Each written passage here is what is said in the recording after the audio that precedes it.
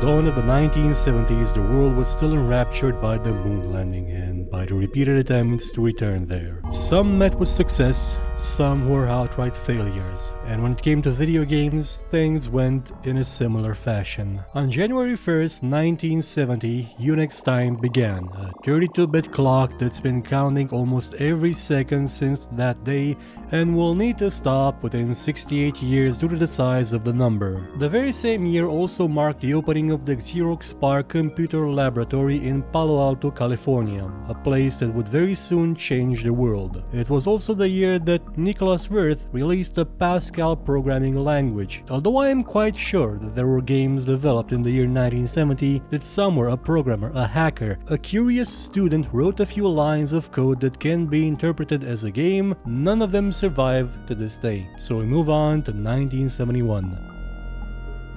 The year when Disney World opened for the first time, a gigantic human trap operated by a mouse, as the joke goes. A few people were already trying to make their way into the still unproven segment of personal computing with machines like the Canback 1, a personal computer that predated much of the modern concepts we have today, like a CPU, and one that had very limited uses. Only 50 of them were ever created and thus failed to achieve much. However, the Computer Terminal Corporation created the very same year the DataPoint 2200 programmable terminal. Although it was meant to act as a companion to a mainframe to which it could be connected, it was actually capable of doing tasks on its own, which made it more a PC than a simple terminal. It came with a keyboard, a display, and was meant to support hard drives, printers, and even modems if the user wished to add them. You may think of it as a blueprint for the idea of today's computer. More so because Intel was tasked with creating the CPU for it, one that would conform to a specific set of criteria and capable of executing a certain set of instructions, but Intel didn't manage to construct their CPU in time,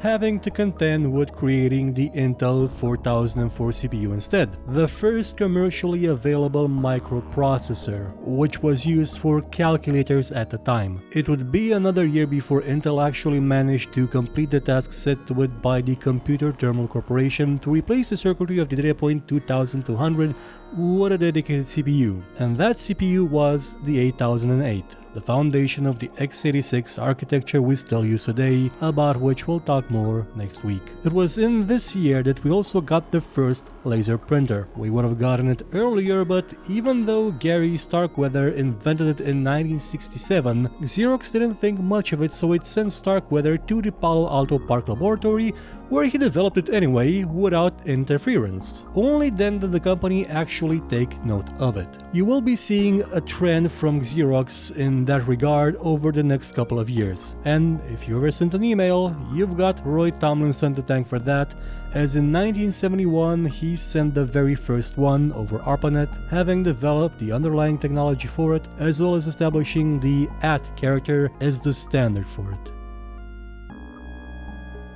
In 1970, we didn't have any games, that I know of, but 1971 was a very different animal. One of the most popular PC games ever created was released in that year, Oregon Trail, meant as a teaching tool created by a teacher named Don Rawich with the help of Paul Dellenberger and Bill Heinemann as a tool to better educate students about the arduous process of colonizing the West. It is a game that has withstood the test of time and could be considered as sort of a precursor to Rogue, or the roguelike genre, in a small way, due to failure being highly probable and to random conditions playing a large part in the outcome. It had a sense of engagement to it, beyond merely its educational properties. It offered challenge in a sense that the right planning and decision making would lead to a favorable outcome, one where the least number of people died of dysentery. We even had the first adaptation of Star Trek that is known of in the form of a video game, made by a high school student named Mike Mayfield and a few friends with an account on the SDS Sigma 7 mainframe of the University of California, Irvine that they shouldn't have actually had access to. It put you at the command of the Starship Enterprise 2 years after the show itself was cancelled, and gave you the objective of hunting down enemy Klingon vessels. The game was very popular, being distributed through newsletters, improved upon, enhanced, and flourishing over the next decade.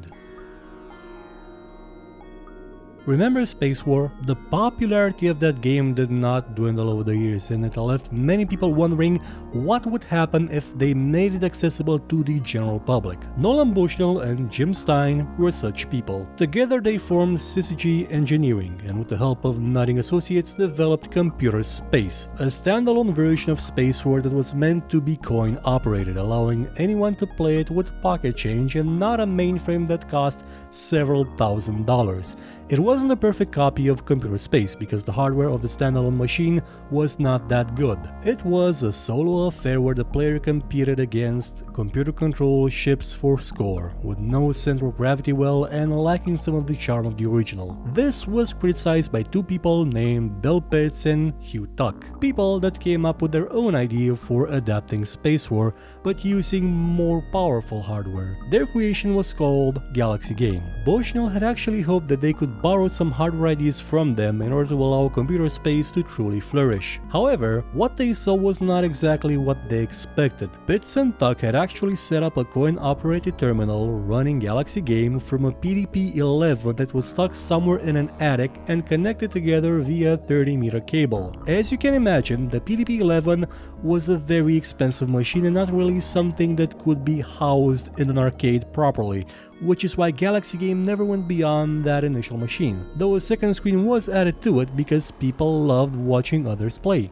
But Computer Space, due to its lower cost and simpler hardware, did go on to have a moderate success, over 1,000 units being manufactured and sold within 5 years. Not exactly what Bushnell had hoped or what Nutting Associates expected. The reason was quite simple. Up until this day, coin-operated games like pinball or simpler mechanical and electronic arcade cabinets were usually meant for places like bars. Not the very best place to put such a game because the people that went there really weren't in the mood to learn to play it. It was still complicated compared to other games of its age. However, the ones placed closer to university campuses proved to be a lot more popular. So CCG Engineering and Nutting Associates parted ways, with Bushnell promising to not make the same mistake with his next idea for an arcade game, the one that would be seen by most as the foundation of the gaming industry. But we'll get to that one next week.